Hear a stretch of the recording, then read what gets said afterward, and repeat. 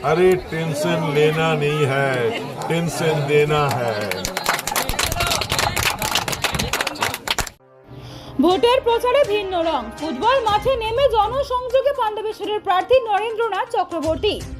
আসন্ন বিধানসভা নির্বাচনকে ঘিরে রাজ্য জুড়ে যখন রাজনৈতিক প্রচার তুঙ্গে, ঠিক সেই সময় এক ব্যতিক্রমী ছবি দেখা গেল দুর্গাপুর ফরিদপুর ব্লকের জেমু অঞ্চলে।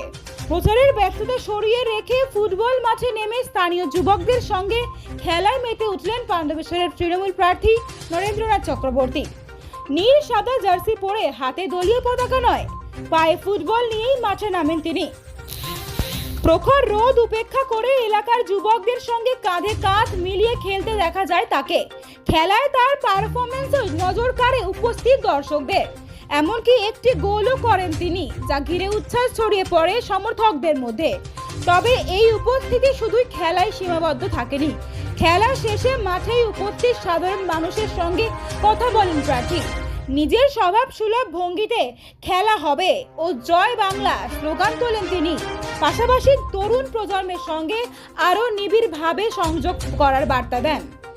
রাজনৈতিক প্রচারের একঘেয়েমির মাঝে এই অভিনব উদ্যোগ ইতিমধ্যেই এলাকায় আলোচনার কেন্দ্রবিন্দুতে উঠে এসেছে। বিরোধীরা যখন প্রচারে ব্যস্ত, তখন খেলাধুলার মাধ্যমে জনসংযোগের এই কৌশলকে অনেকেই ইতিবাচকভাবে দেখেছেন। দিনের শেষে খোশ মেজাজে প্রার্থী বলেন, টেনশন লেনা নেহি, টেনশন দেনা হে।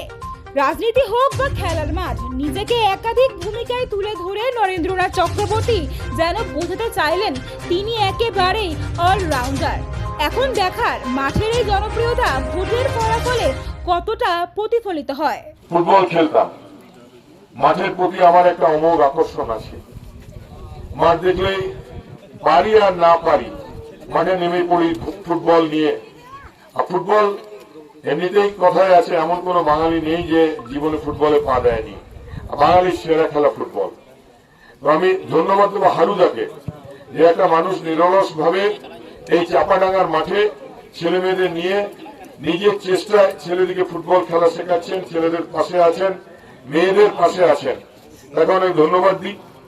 আর দেখুন, আমি যেহেতু ফুটবল ভালোবাসি, আমরা বাঁকুড়াতে একটা স্পোর্টস ভিলেজ গড়ে তুলেছি।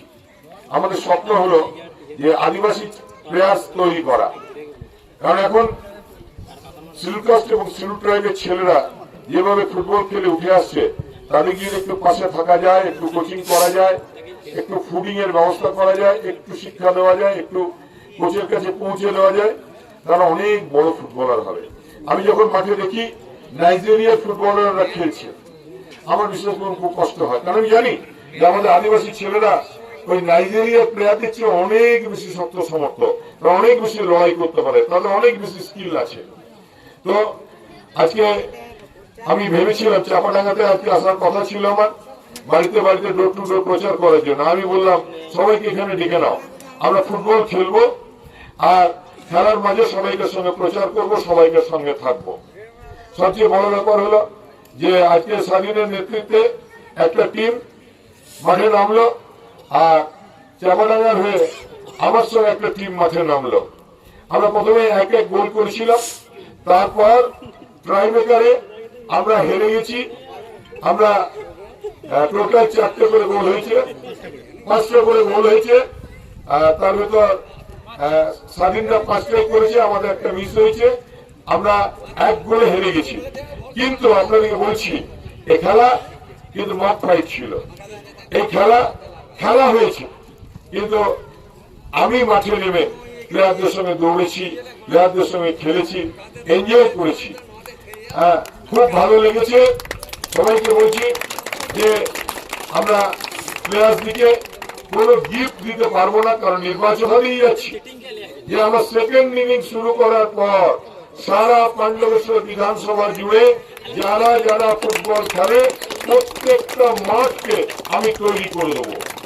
আমরা ফুটবল খেলুন, কারণ বাংলার মাননীয় মুখ্যমন্ত্রী মমতা বন্দ্যোপাধ্যায় যেমন ক্লাবগুলো পরিকাঠামো তৈরি করার জন্য প্রত্যেক ক্লাবকে সাহায্য করেছেন, আর ক্লাবগুলো দাঁড়িয়ে গেছে, তেমনি মাঠগুলো তৈরি করতে হবে। কারণ এই ফুটবল, স্বামী বিবেকানন্দ বলেছেন যে গীতা পাঠের চেয়ে ফুটবল খেলা খুব জরুরি। কেন বলেছেন? তিনি বলেছেন যে ফুটবল খেললে মানসিক এবং শারীরিক গঠন তৈরি হয়। আর মানসিক আর শারীরিক গঠন তৈরি হলে সে গীতা পাঠে মনোনিবেশ করতে পারবে। তাই ফুটবল খেলা খুব জরুরি। আর সবাইকে ধন্যবাদ দিই যে বাঙালির সেরা খেলা ফুটবল। সকালটা খুব ভালো কাটলো, সবাই ভালো থাকুন।